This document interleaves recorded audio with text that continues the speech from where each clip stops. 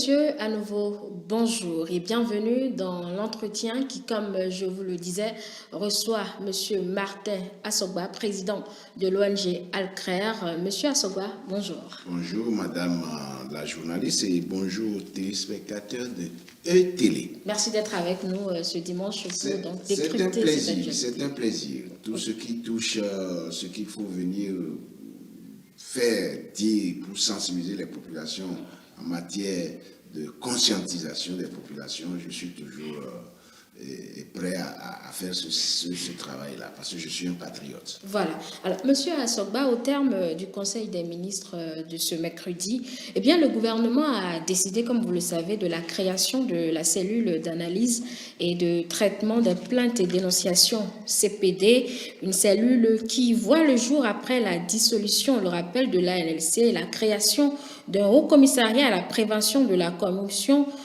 qui a été créé par la loi numéro 2020-9 du 23 avril 2020. Monsieur Assogba, de l'ANLC au haut commissariat justement de lutte contre la corruption et maintenant à cette cellule-là, est-ce une impression de tourner en rond finalement dans la lutte contre la corruption? Non, ce n'est pas une impression de tourner en rond. Il faut féliciter les autorités en charge de la gestion au niveau du gouvernement, en l'occurrence le chef de l'État, le président Patrice Talon, depuis 2016 qu'il est arrivé au pouvoir. Pour lui, il faut faire les choses dans les règles de l'art. Et vous savez, il est très remonté à chaque fois quand il apprend que des citoyens, qui pourtant sont bien lotis, parce que ceux-là qui détournent les fonds, il faut aller vérifier ce qu'ils gagnent par mois. Ce n'est pas des gens qui gagnent de petites sommes. C'est des gens qui sont logés à des niveaux salariales, mais très reluisants. Ce n'est pas le planton, ce n'est pas le petit écrivaillon de la... Non, c'est les hauts cadres de l'administration. Et c'est ça qui irrite, justement. C'est ça qui irrite. Et dans ça, il y a certaines autorités aussi bien placées qui sont dans le jeu. Qui sont dans le jeu et qui ne font qu'embêter les entrepreneurs. Il y a les personnes chargées de gérer les marchés publics qui sont aussi dans le jeu. Ça, il faut le dire. Mais quand on analyse un peu le choix de l'exécutif dans cette lutte, les différents organes qu'il met en place, on a parlé de l'autorité de lutte contre la corruption qui a été entre-temps dissoute. Vous qui êtes de la société civile, qu'est-ce que vous avez vu du fonctionnement justement de cette l'ANLC-là? Oui, l'ANLC a fait ce qu'elle pouvait faire. L'autorité de régulation, l'autorité nationale de lutte contre la corruption. Elle a fait ce qu'elle pouvait faire. L'ANLC n'a pas le pouvoir d'ester les gens en justice. L'ANLC n'a que le pouvoir de connaître des cas de malversation, de mauvaise gouvernance et de la corruption. Comme j'ai coutume de le dire, madame la journaliste, la lutte contre la corruption, c'est comme une course de relais. C'est comme une course de relais. La société civile est là, chargée de fouiner, de chercher où se trouve la mauvaise gouvernance, de chercher qui sont ceux qui sont portés vers cette mauvaise habitude de corrupteurs ou de corrompus. Et une fois que la société civile trouve et qu'elle dénonce et qu'elle annonce et que des journaux en parlent, mais il faut le relais. Il faut que le procureur de la République se saisisse du dossier. Parce que la société civile, elle n'a pas la possibilité ni les moyens d'aller faire les enquêtes appropriées. Mais le procureur de la République peut s'auto-saisir du dossier et mettre en branle une enquête pour voir si ce qui est dit est vrai ou c'est faux. Parce que tout ce que les gens ont l'habitude d'annoncer n'est toujours pas faux. Non. Et c'est pour cela que j'ai constaté que de mieux en mieux aujourd'hui, les journaux ne parlent même plus de questions de lutte contre la corruption. Les journaux foisonnaient de dénonciations. Et nous, on a souvent dit... Mais ça ne manque pas, hein, M. Assogba. Il y a toujours des journaux qui font dans la dénonciation. Bon, qui font dans la dénonciation, mais leurs dénonciations ne sont pas prises en compte. Toute dénonciation doit être autosaisie par le procureur de la République ou par la BEF. Oui, pour aller fouiner, pour aller creuser, pour comprendre. Parce que nous sommes faibles. Nous sommes faibles sur le plan de poursuivre et d'enquête dans ces domaines. Parce que les enquêtes, c'est toute une technique. Il faut mettre en branle des moyens. Vous comprenez? Mais lorsque nous parlons, ou lorsque les journaux ont quelques informations à leur oreille et qu'ils écrivent, qu'ils en parlent, mais il faut que le relais prenne. Donc vous êtes en train de toucher la justice en ce sens qu'elle ne fait pas son travail. Là, M. Assogba, c'est ce que vous êtes en train de dire. Tout à fait, la justice dans ce domaine-là ne fait pas encore son travail. Ce n'est pas les exécutifs, c'est la justice. C'est le procureur qui doit s'auto-saisir de ces dossiers-là et ouvrir une enquête. Tel qu'ils se sont auto-saisis d'un certain nombre de dossiers qui ne sont peut-être pas tout le temps des dossiers de corruption. Vous comprenez? Bien sûr. Ils ont été proactifs dans d'autres domaines. Mais dans le domaine de la corruption, non, je ne les vois pas agir comme cela devrait. Aujourd'hui, avec la cellule de plainte et de dénonciation qui a été mise en place, on met le citoyen à contribution pour justement les dénonciations dont vous parlez. Selon vous, M. Assogba, à quelle logique alors répond la création de cette cellule au vu de tout ce qu'on a vu comme organisme de cellule? C'est bien que l'exécutif ait pensé à la mise en place de cette cellule de dénonciation et de promotion de la lutte contre l'impunité et la corruption. Mais j'ai quelques appréhensions. Mes appréhensions se situent au niveau où, dans l'administration, nous recherchons les informations, mais on ne nous les donne jamais.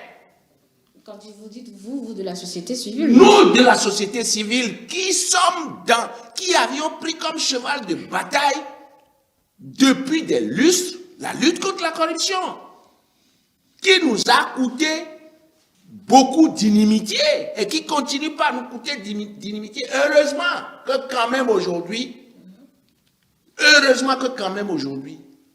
nous voyons quand même une véritable volonté politique affichée de nous accompagner dans le cadre de la lutte contre la corruption.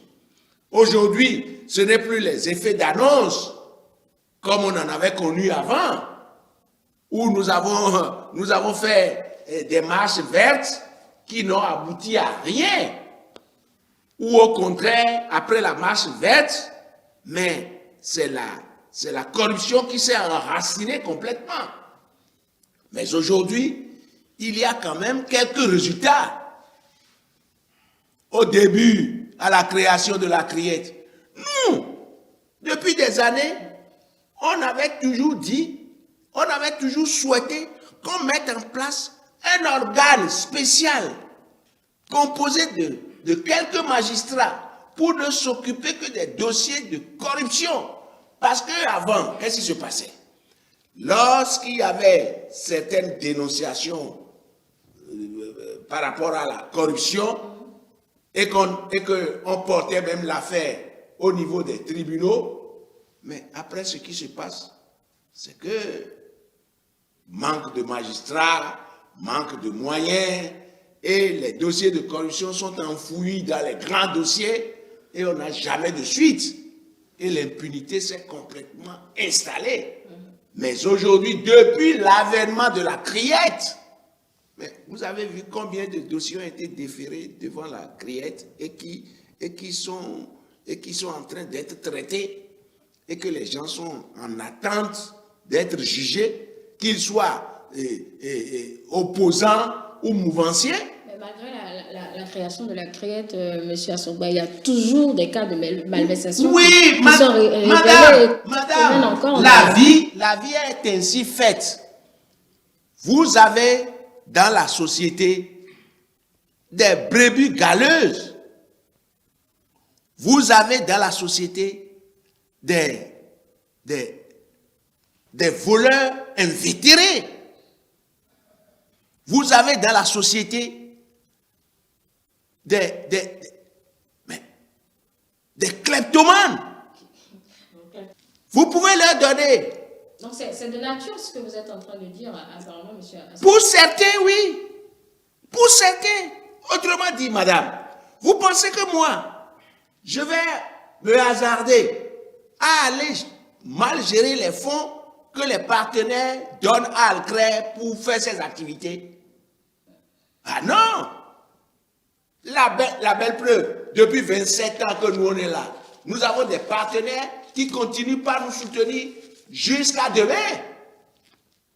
Parce que nous, quand on travaille, les partenaires nous envoient des auditeurs qui viennent nous auditer.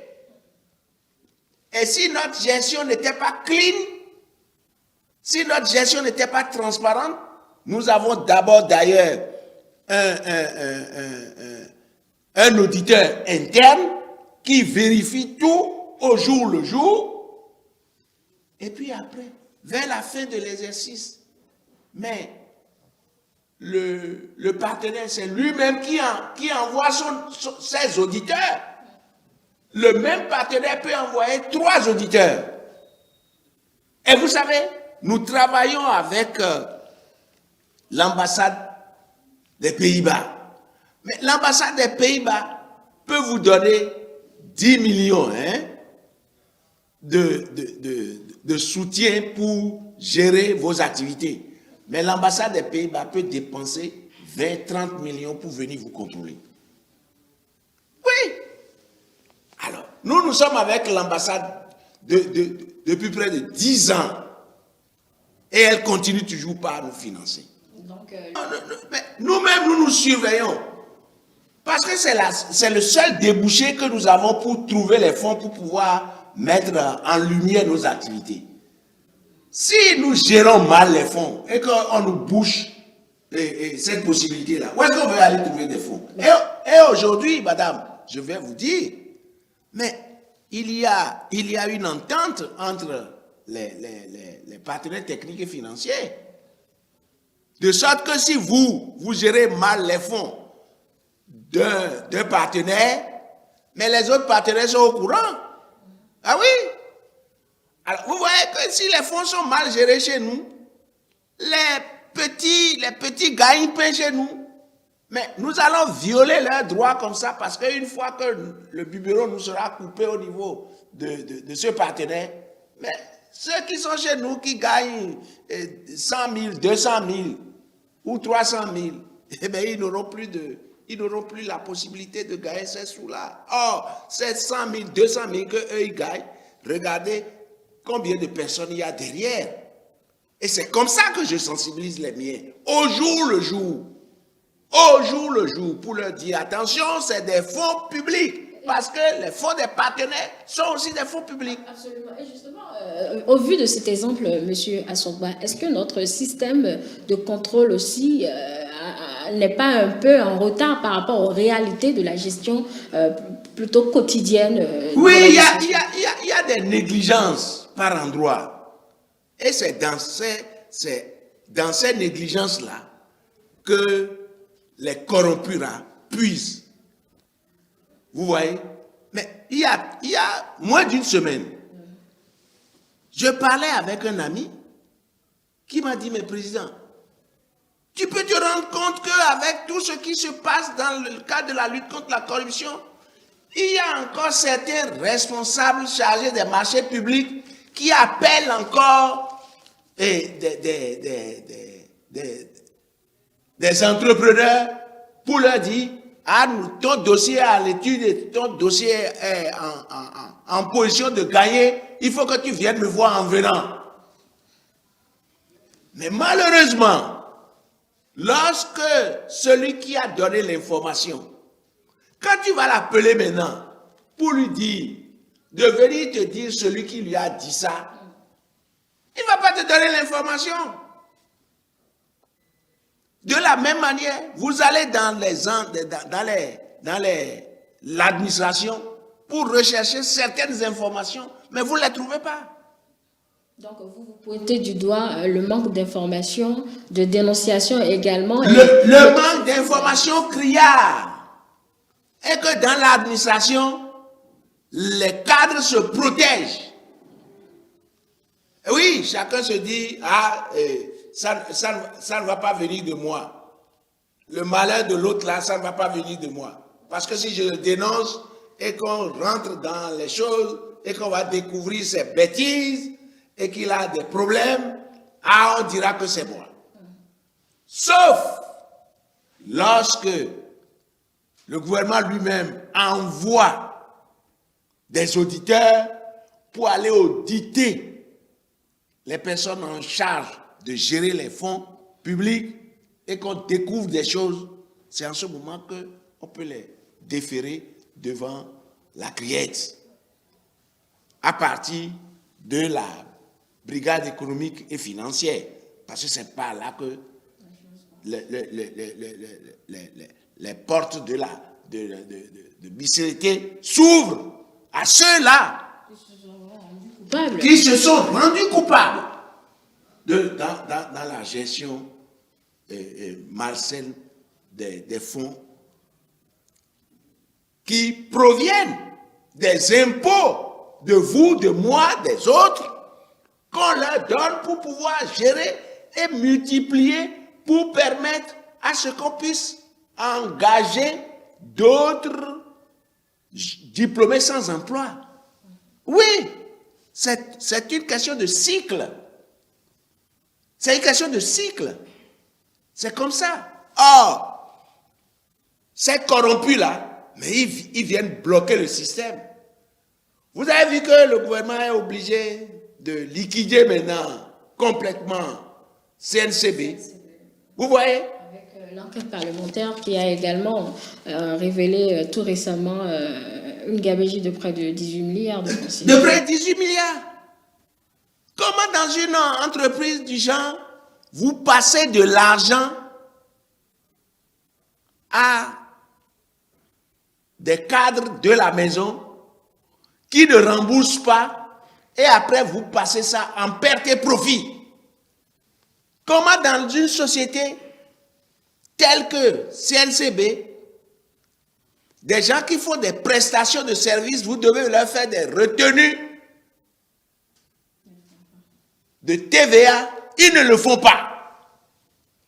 Alors, lorsqu'ils ne le font pas, qu'est-ce qui se passe? Justement, ce n'est pas la première mission d'audit. Il y a eu plusieurs missions d'audit avec des recommandations qui sont peut-être mises en application de façon partielle. C'est maintenant que, c'est ça que je vous dis, avec l'actuel régime, il y a la volonté politique affichée de lutter véritablement contre la corruption. Seulement que il y en a qui sont des indécrottables. Oui. Il y en a, quand ils ne volent pas, ils ne sont pas bien. Ce ne sont pas les dispositifs qui posent problème selon vous, malgré... Oui, surtout les dispositifs par rapport au contrôle. On leur laisse trop le temps. Les contrôles doivent être périodiques mais rapprochés. Vous comprenez? Mais prenez le cas de ce qui s'est passé aussi avec là où on fait les plaques des véhicules. L'Agence nationale des transports terrestres. L'Agence nationale des transports terrestres. On a mis trop de temps avant d'aller les contrôler. Dans ces administrations-là, moi je pense que chaque 3 mois, on doit faire des audits. Mais on a parlé de 18 milliards. avec les transports terrestres, vous avez vu le nombre de milliards dont on a parlé aussi.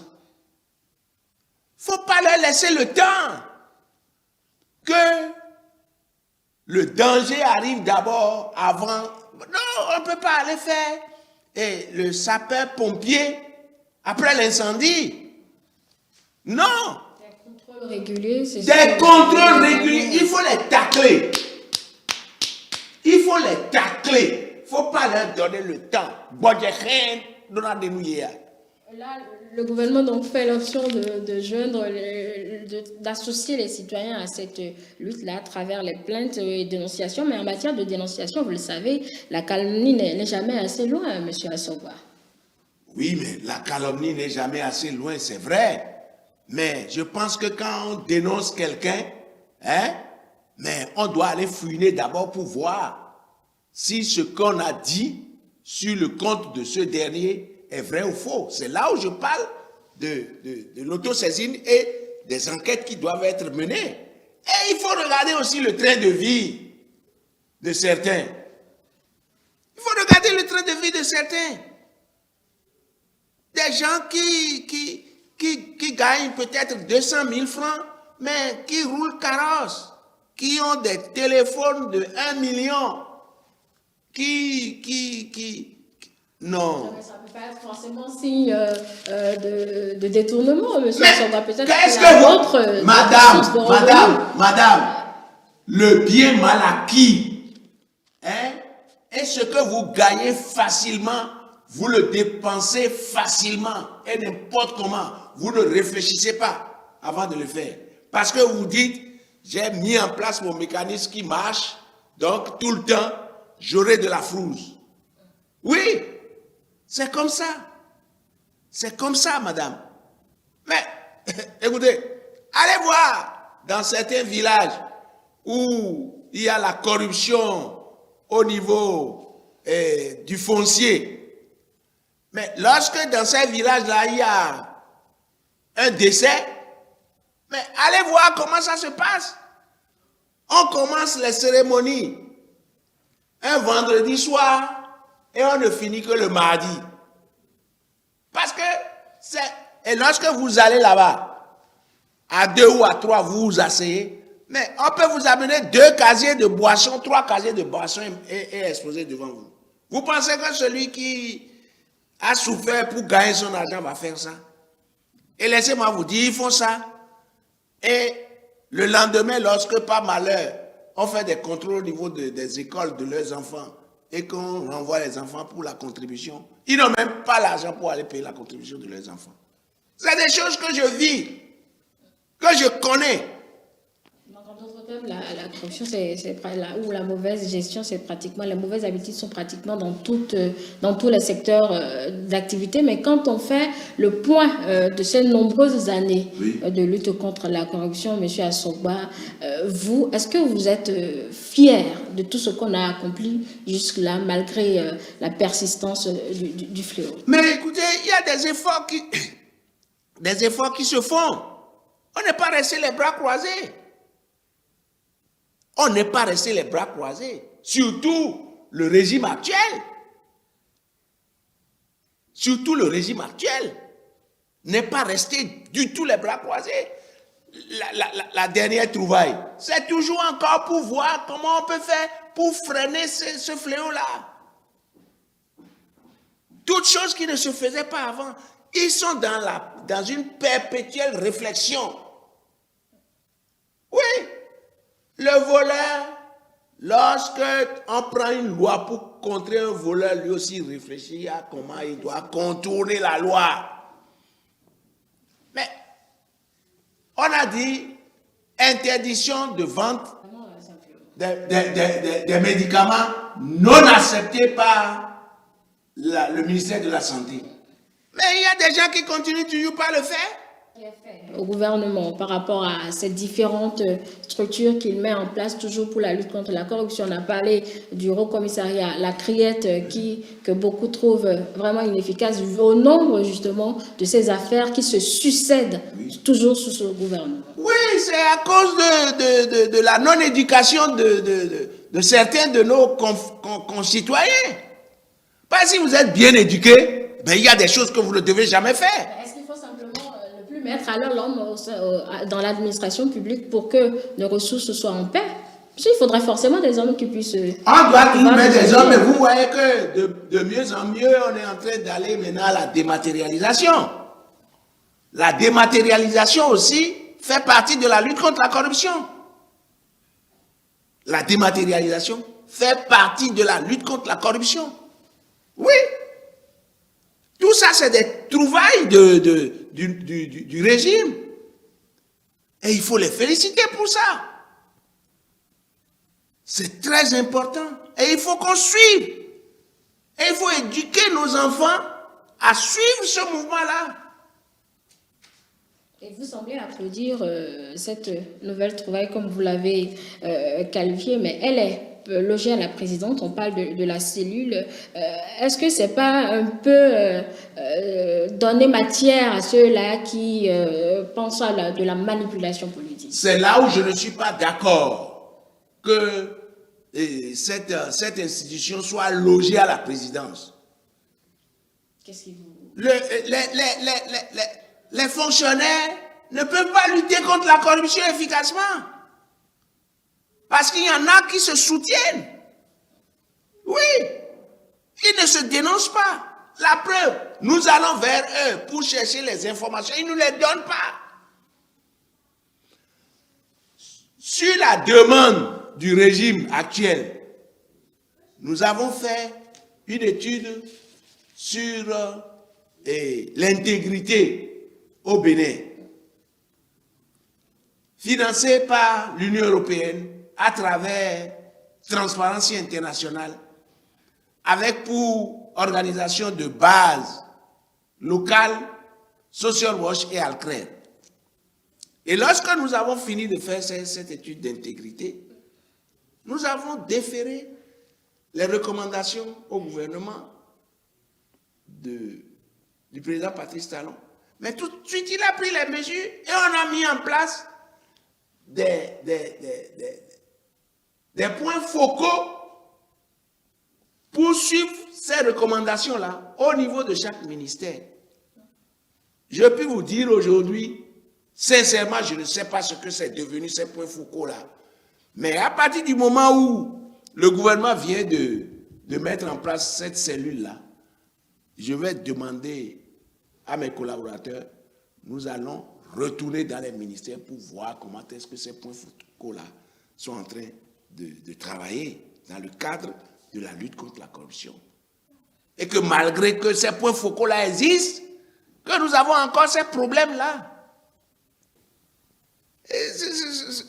C'est dommage. C'est des gens, ces gens-là ne se respectent pas. Ces gens-là ne respectent pas leur famille.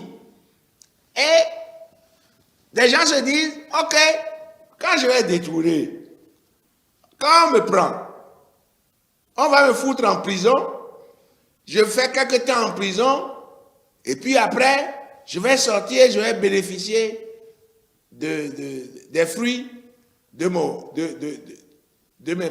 ma malversation, de mes malversations. Maintenant, ce n'est plus comme ça. Hein. Renseignez-vous, hein. Le régime actuel, les choses ont changé. Lorsqu'on vous prend, selon la valeur de ce que vous avez détourné, la valeur du vol que vous avez opéré, mais on vous prend tout ce que vous avez réalisé avec l'argent volé. Et je pense que c'est ça qui est la meilleure chose. C'est ce qu'il faut faire. Il faut leur prendre tout ce qu'ils ont réalisé, enquêter. Vous voyez, par exemple, ça là, c'est au procureur de faire les enquêtes pour savoir le délictueux qui est devant lui et qui a vidé les caisses de l'entreprise, de la société ou de l'agence dans laquelle il travaille. Mais lorsqu'on le prend, mais il faut vérifier tout ce qu'il a réalisé comme bien. et les lui prendre. Ça, c'est la solution après l'acte. C'est la solution. Les lui prendre et lui foutre, mais des années de prison. Oui. Comme ça, d'autres sauront que attention. Parce qu'il y en a qui disent, je vais voler, on va me prendre, on va me foutre des amendes, je vais payer. Quelques années plus tard, je vais sortir et j'irai jouir de mes biens. C'est ce qu'on attendait entre nous. C'est ce qu'on attendait.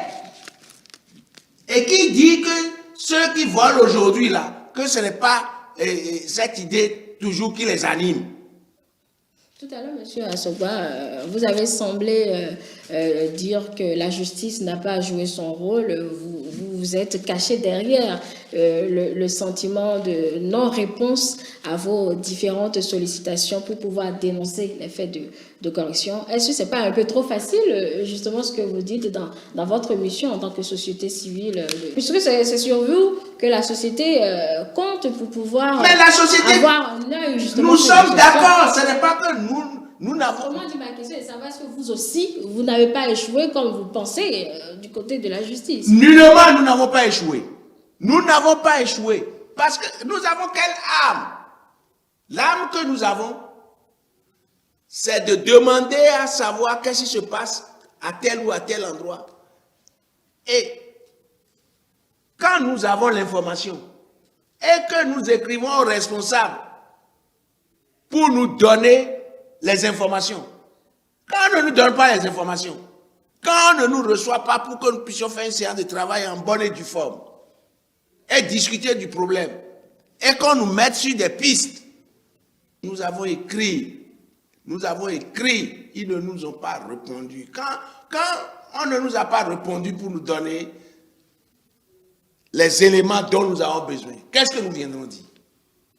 On va porter à la connaissance de la population que nous avons essayé dans tel domaine et puis on nous a bloqués à tel niveau, donc on ne peut plus continuer. Là, ça vous dédouane, sinon rester sur un plateau, dire que la justice n'a pas joué son rôle, que vous avez été bloqué à des niveaux donnés. Nous demandons à ce que la justice s'auto-saisisse des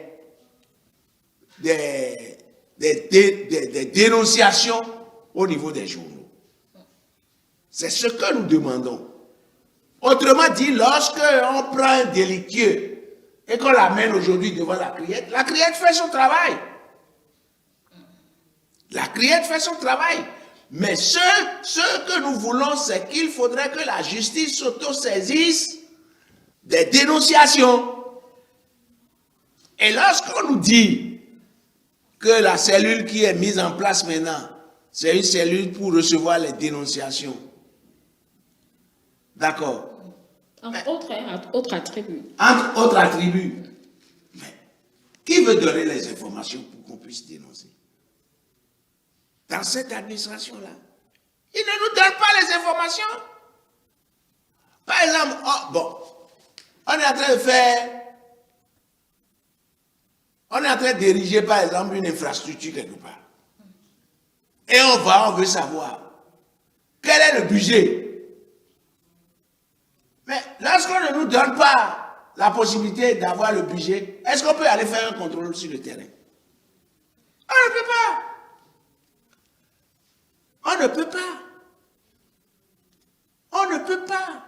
Parce que nous, on n'est pas des devins pour deviner combien le travail doit coûter, ou bien combien l'entrepreneur a demandé, ou bien comment est-ce que l'entrepreneur est payé. Est-ce que l'entrepreneur est payé à temps?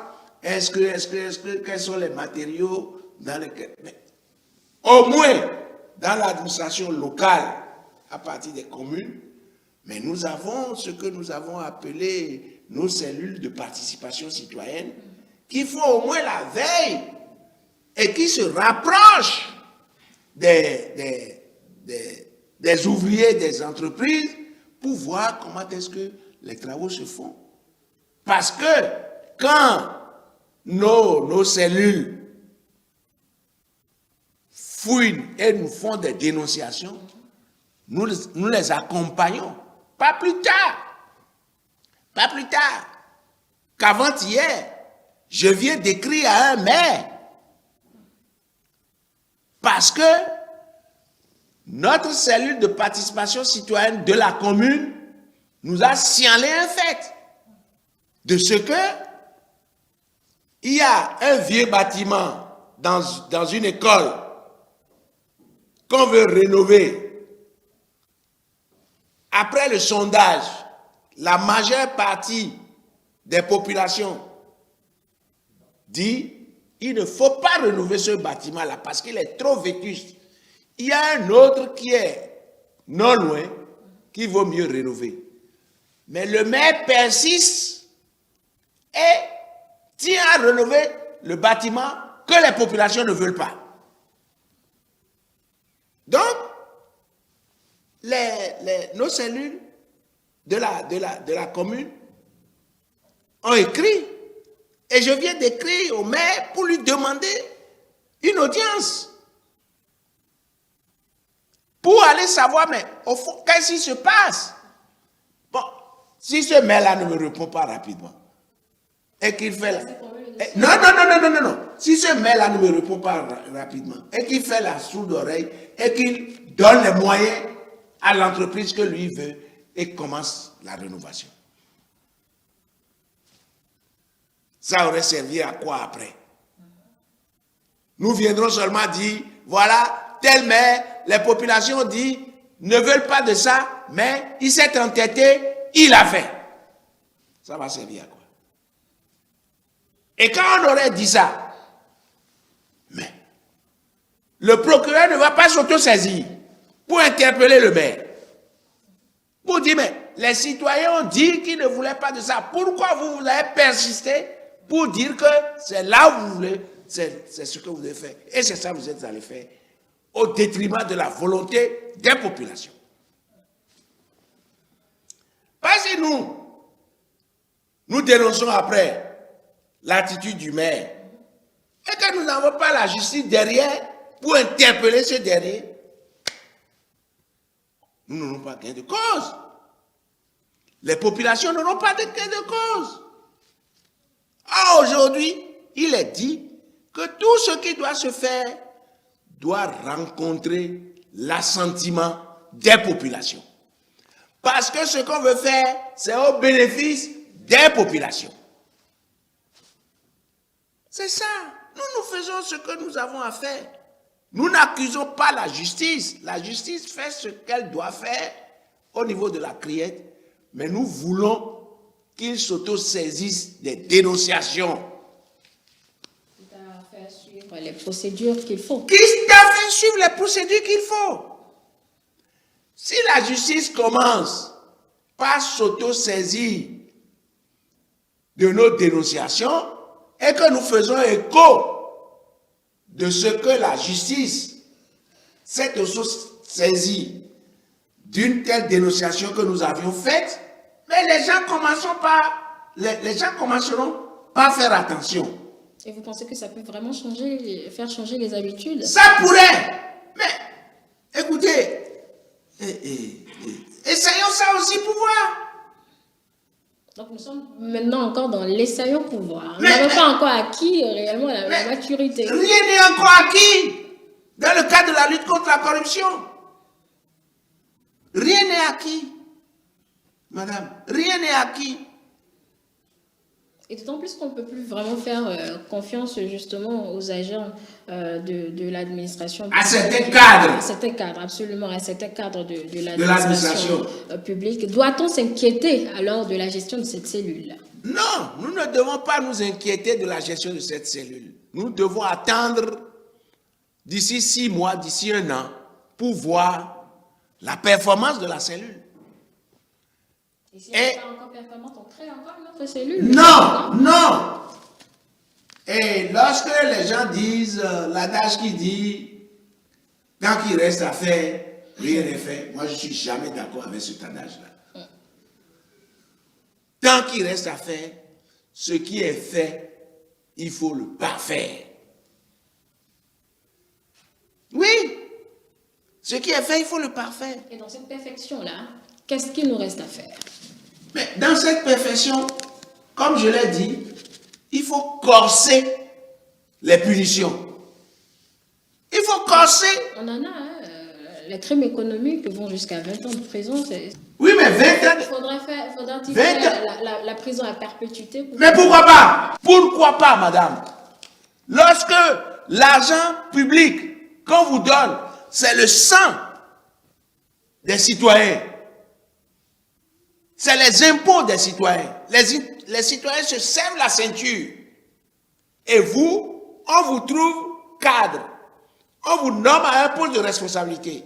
On met à votre disposition des moyens financiers pour pouvoir régler un certain nombre de problèmes dans le cadre de l'amélioration des conditions de vie des populations à la base. Et vous vous jetez sur cet argent, vous en faites votre propriété privée. Et vous développez vous avec vos enfants. Et vous laissez les autres poireauter. Vous violez leurs droits à l'amélioration de leurs conditions de vie. Mais lorsqu'on vous prend, vous êtes un criminel. Et il faut vous juger